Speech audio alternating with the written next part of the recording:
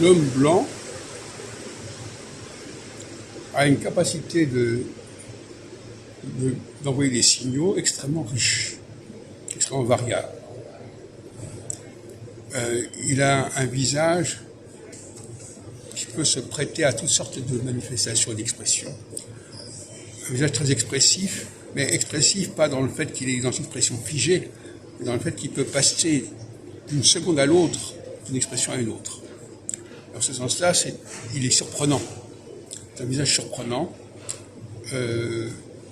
On ne sait pas, on ne peut pas prévoir comment il va devenir la seconde d'avant. Il peut être très menaçant tout d'un coup, très séduisant de l'autre, etc. Alors que l'homme noir, lui, ou l'homme chinois, asiatique, lui, il a un nombre très faible, très limité d'expressions. Et donc, il est très figé dans sa façon de s'exprimer.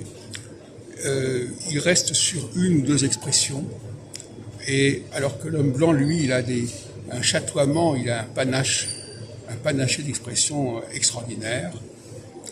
Et, à mon avis, c'est cela qui fait que les gens se retrouvent entre eux, les blancs entre eux, les noirs entre eux, les chinois entre eux, parce qu'ils n'ont pas le même mode d'expression, la même richesse d'expression, le même calendrier, éventail d'expression. Et il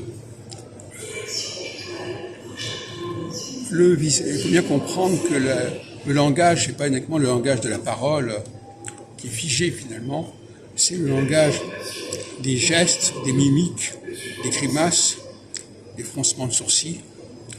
Et par conséquent, ça s'apprend bien avant l'apprentissage de la parole.